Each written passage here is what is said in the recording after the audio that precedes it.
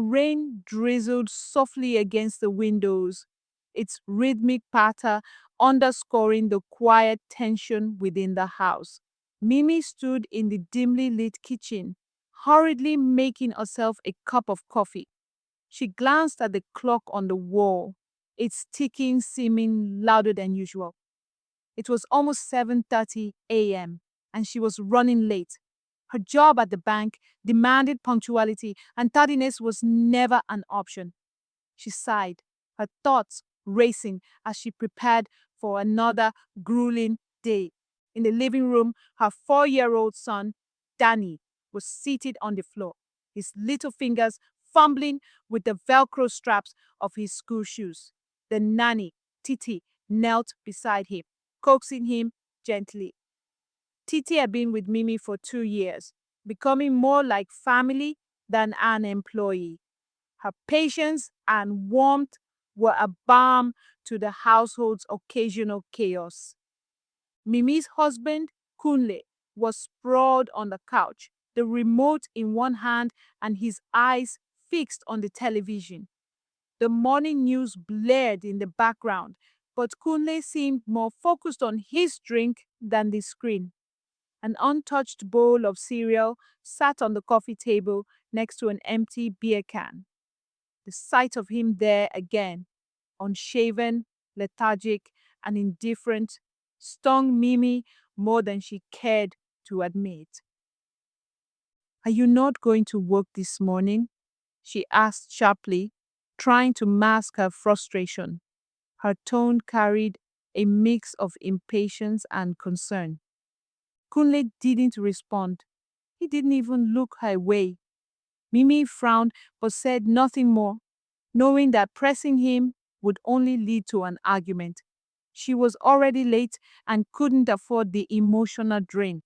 "Danny, let's go. Titi, please help with the bags," Mimi called as she gathered her things. She gestured towards the school bag and lunchbox resting on the counter. Titi nodded, quickly grabbing the items and ushering Danny out the door. The morning routine had become a well-practiced dance, albeit one performed under an invisible cloud of tension. As Mimi drove to work, her mind wandered. Kunle had not been himself for weeks, and it worried her deeply. He was distant, irritable, and often smelled of alcohol, even in the mornings. She couldn't remember the last time he had gone to the office. The man she had married, the ambitious, charismatic, and driven Kunle, seemed to have vanished, leaving behind a shadow of his former self. At the bank, Mimi buried herself in work, trying to shake off the unease that clung to her. Yet, thoughts of Kunle lingered in the back of her mind. What had changed? Was it the stress of work, a midlife crisis, or something she couldn't yet understand? She resolved to address it later, hoping to find answers when she returned home. When she walked through the front door that evening, exhaustion weighing heavily on her, she was met with an unsettling sight. Titi sat on the edge of the sofa, her face downcast, and her arms crossed over her chest. Dark bruises marred her cheek and forearms. Mimi froze, her heart pounding. "What happened?" she asked, her voice trembling. Titi hesitated, her eyes glistening with unshed tears. It's, it's Mr. Kunle. He hit me." Mimi's breath caught. "What? Why?" "I only asked if he needed anything," Titi whispered, her voice barely audible. "He slapped me." And then she broke off, her hands trembling as she gestured at the visible marks on her skin. Mimi felt a surge of anger and disbelief. She couldn't reconcile the image of Kunle, the man she had once adored, with the person Titi was describing. She forced herself to stay calm, though her mind was racing. She thanked Titi and promised to take care of her injuries. Upstairs, Kunle sat slouched in their bedroom, the faint smell of alcohol and something pungent wafting from him. Mimi approached him cautiously. Kunle, what happened today?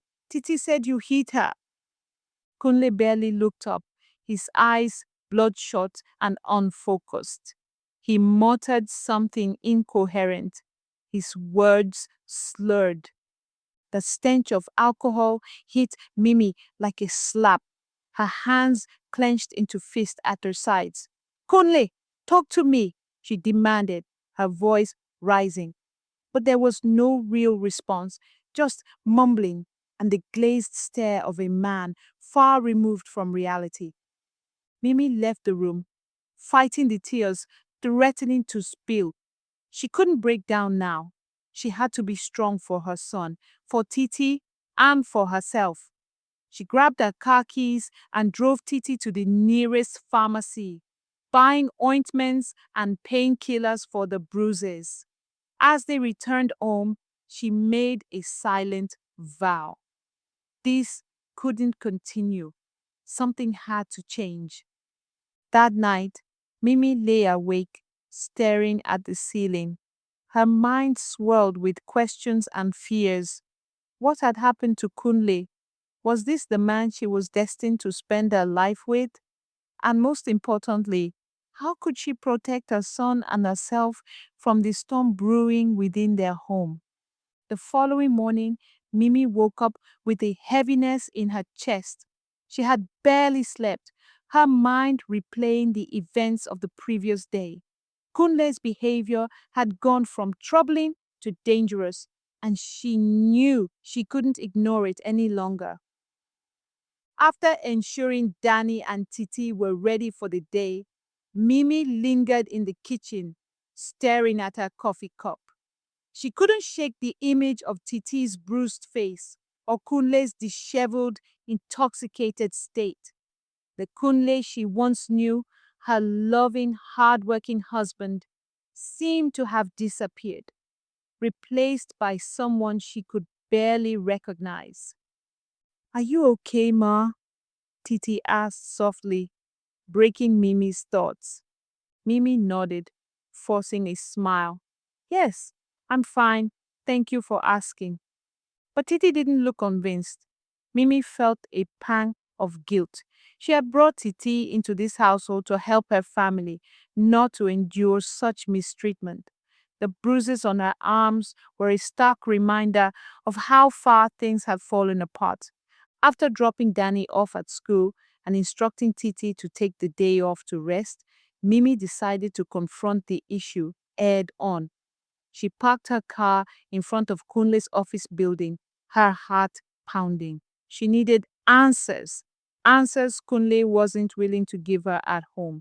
Walking into the lobby, Mimi asked to see Kunle's supervisor. She wasn't sure what she expected, but the weight of her curiosity compelled her forward. After a brief wait, she was ushered into the supervisor's office. Mrs. Adekunle, is everything all right?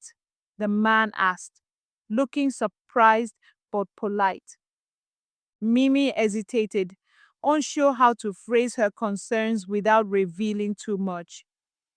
I wanted to inquire about Kunle's status at work. He hasn't been himself lately, and I'm worried. Has he been coming in regularly?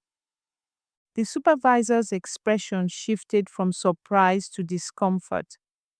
Miss Adekunle, I'm not sure how much I should disclose, but Kunle hasn't been with us for several weeks now. Mimi's heart sank. What do you mean? Has he been fired? The supervisor sighed, leaning forward. Kunle's behavior became problematic. There was an incident involving another employee, and it was serious enough that we had to terminate his employment. Mimi's throat tightened. What kind of incident? The supervisor hesitated before speaking. Kunle made inappropriate advances toward a colleague. When she rejected him, things escalated. It was caught on CCTV. Mimi's mind reeled. The man continued, his tone somber. I'm sorry to have to tell you this, but your husband assaulted her. He was seen dragging her to a secluded area. We handled the situation internally, and the colleague chose not to press charges. She didn't want to jeopardize her marriage or involve the authorities. The room spun around Mimi. She couldn't believe what she was hearing. Kunle, a man she had once admired and loved, had done something so heinous. I, I see, she managed to say, her voice trembling. She rose to her feet, barely able to contain her emotions. Thank you for telling me. The drive home was a blur. Mimi's hands gripped the steering wheel tightly, her mind racing with a mix of anger, disbelief, and despair. How could Kunle have fallen so far? And how had she missed the signs? When she arrived home, she found Kunle on the couch, a bottle of whiskey in hand. The sight of him, unapologetic and oblivious, ignited a fire within her. She wanted to scream, to demand answers, but she knew it would be pointless. Instead, Mimi made a decision. She went upstairs, packed her belongings, and then filled a suitcase with clothes for Danny and Titi. She wrote a short note, leaving it on the dining table, where Kunle would be sure to see it. Kunle, I can't do this anymore. You've hurt us in ways I can't forgive. My lawyers will contact you with divorce papers. Do not reach out to me or Danny. If you do, I will report you to the authorities for everything you've done. By the time Kunle woke up from his drunken stupor, the house was empty. As Mimi drove away with Danny and Titi, she felt a strange mixture of sorrow and relief. The road ahead would be challenging, but she knew she had made the right choice. It was time to rebuild for herself, for her son, and for the life she deserved. The sunlight streamed through the window of the modest two-bedroom apartment Mimi now called home. It was smaller than the house she had shared with Kunle, but it felt infinitely safer. She had moved into the apartment a week ago with Danny and Titi, and though the transition had been exhausting, it was a relief to finally have a space free from Kunle's dark presence. Mimi stood in the kitchen, brewing a fresh pot of coffee, while Danny played with his toys in the living room. The apartment wasn't fancy, but she had taken care to make it warm and inviting. Potted plants adorned the windowsills, and cheerful paintings hung on the walls. It was a stark contrast to the cold, tense atmosphere she had left behind. Mommy, can we go to the park today? Danny called out, his voice full of excitement. Mimi smiled, her heart warming at the sound of her son's happiness. Of course, darling. Let me finish a few things and we'll head out. Titi emerged from her room, her bruises now fading. Good morning, Ma, she said with a smile. Would you like me to pack some snacks for the park? That would be wonderful, Titi. Thank you, Mimi replied, grateful for Titi's unwavering support. As Mimi sipped her coffee, she allowed herself a moment of reflection. The past few weeks had been a whirlwind of emotions, anger, sadness, and fear, but also determination. Filing for divorce had been a painful but necessary step, and she had already begun consulting a lawyer to ensure the process went smoothly. Her thoughts were interrupted by the sound of her phone buzzing on the counter. She glanced at the screen and saw an unfamiliar number. Hesitating for a moment, she answered. Hello? Mrs. Adekunle, a male voice inquired. Mimi stiffened. This is Mimi. Who's speaking? This is Inspector Lawal from the Lagos Police Department. I'm calling to follow up on a report we received about your husband, Kunle Kunle. Mimi's heart raced. What kind of report? He was detained last night for assaulting a woman at a nightclub. She claims he was intoxicated and became violent when she rejected his advances, the inspector explained. Mimi closed her eyes, a wave of exhaustion washing over her. This was not the first time Kunle's actions had caught up with him, and she feared it wouldn't be the last. Inspector, I no longer live with Kunle, and I filed for divorce. I have nothing to do with him anymore, she said firmly. I understand, ma'am, Lawal replied. We just needed to inform you of the situation, given your prior connection. There may be a need for further statements down the line, but we'll keep you updated. Mimi thanked the inspector and ended the call. She placed the phone down, her hands trembling slightly. It was clear that Kunle's downward spiral wasn't going to end anytime soon, but she refused to let it drag her down with him. Mommy, are you okay? Danny's small voice broke through her thoughts. Mimi turned to him, her expression softening. Yes, sweetheart, everything is fine. Let's get ready for the park. The park was bustling with activity when they arrived. Children laughed as they ran across the playground, and families lounged on picnic blankets under the shade of tall trees. Mimi watched Danny with a smile as he raced toward the swings, his joy infectious. Sitting on a nearby bench, Mimi allowed herself to relax for the first time in what felt like forever.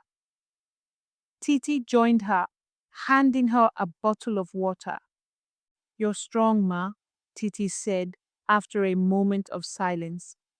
Not everyone could do what you've done. Mimi glanced at her, surprised.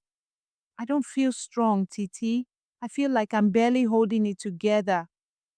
But you're holding it together, Titi insisted. For yourself, for Danny, and even for me.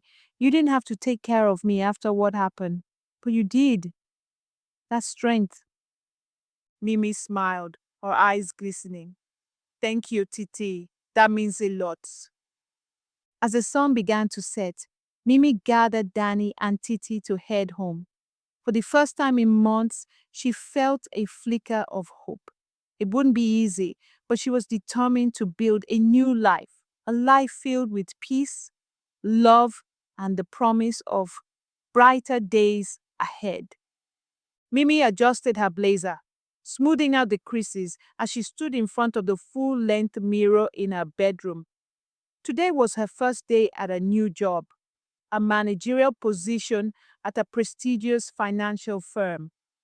The opportunity had come at the perfect time, a chance to refocus her energy and rebuild her life. Mommy, you look so pretty, Danny exclaimed, standing at the doorway in his school uniform. Mimi turned and smiled. Thank you, sweetheart. And you look very handsome in your uniform. Ready for school? Danny nodded enthusiastically. Yes, Titi packed my lunchbox. Good. Let's go then. As they walked to the car, Mimi felt a mix of nerves and excitement. Starting over wasn't easy, but this job symbolized a fresh start. She dropped Danny off at school and arrived at the firm's sleek office building just in time for her orientation. The day was a whirlwind of introductions, meetings, and training sessions. By lunchtime, Mimi felt a sense of accomplishment. Her colleagues were welcoming, and her new manager had praised her impressive resume. You're going to do great here, Mimi, her manager said warmly during their one-on-one session. Thank you, Mimi replied, her confidence slowly returning. Later that evening, Mimi was greeted at home by the smell of jollof rice wafting from the kitchen. Titi was humming to herself as she cooked, while Danny played with his toys in the living room. The scene brought a sense of peace that Mimi hadn't felt in a long time. As they sat down for dinner, her phone buzzed with a message. She glanced at the screen and froze. It was from an unknown number. "You can't escape me, Mimi. I'll find you and Danny." Her appetite vanished. She set the phone down, her mind racing. Could it be Kunle? She hadn't heard from him since moving out, and she had hoped he wouldn't try to contact her. Titi noticed her change in demeanor. "Ma, is everything okay?" Mimi forced a smile. "Yes, Titi, everything is fine." But it wasn't.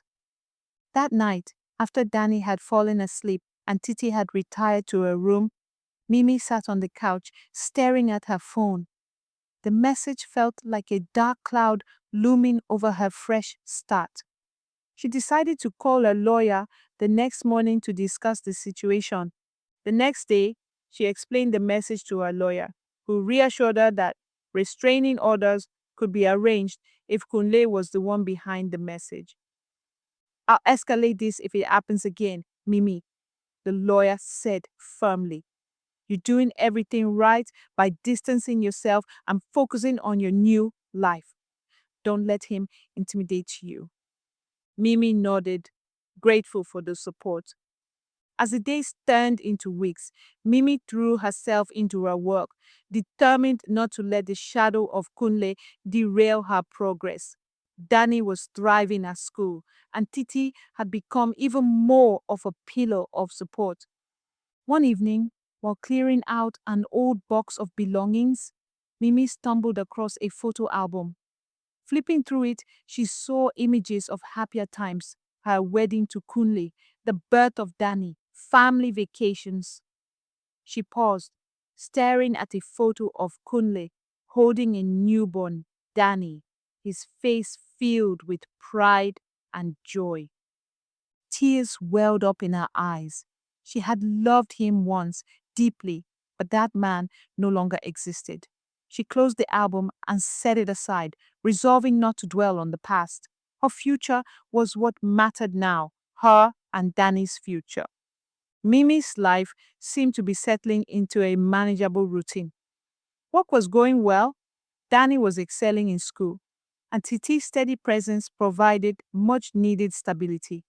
Yet, in the quiet moments, Mimi couldn't shake the nagging sense that the message she received weeks ago wasn't the end of Kunle's interference. One Saturday morning, as Mimi was preparing breakfast, Danny ran into the kitchen with his tablet in hand. "Mommy, look!" he exclaimed, holding it up for her to see. Mimi frowned, wiping her hands on a towel before taking the device. On the screen was a social media post from a mutual acquaintance. A picture of Kunle at a party. He looked disheveled, a glass of whiskey in one hand and his arm around a woman. The caption read, "Kunle, the life of the party as always." Mimi's stomach churned. It wasn't the sight of Conley partying that unsettled her. It was the comments below the post. "Isn't this the guy who got fired for, you know, yeah, I heard he's been blacklisted in the industry. Can't believe he's still showing his face around." Her hands trembled as she set the tablet down. She had pieced together parts of Kunle's downfall, but seeing the whispers of his disgrace made it all too real.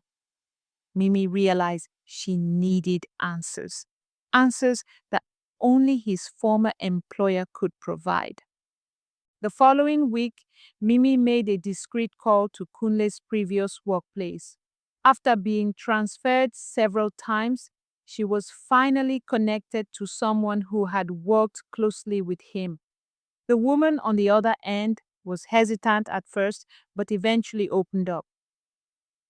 Kunle was complicated. She began carefully. He was brilliant at his job, but his behavior became increasingly erratic. There was an incident with a colleague, Mandy. It was serious, but she chose not to press charges. The company terminated his contract immediately after that. Mimi's heart sank. What kind of incident?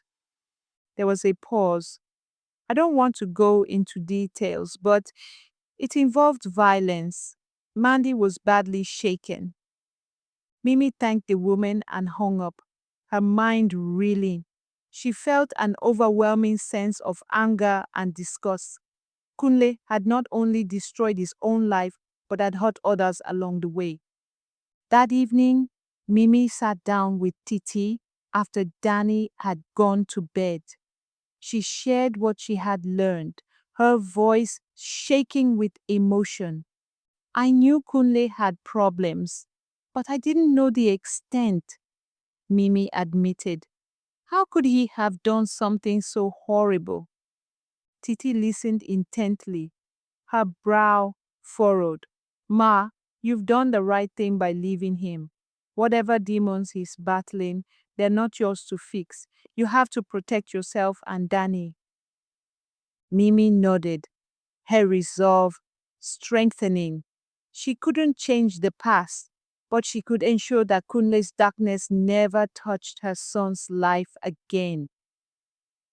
The next day, Mimi contacted her lawyer to expedite the divorce proceedings.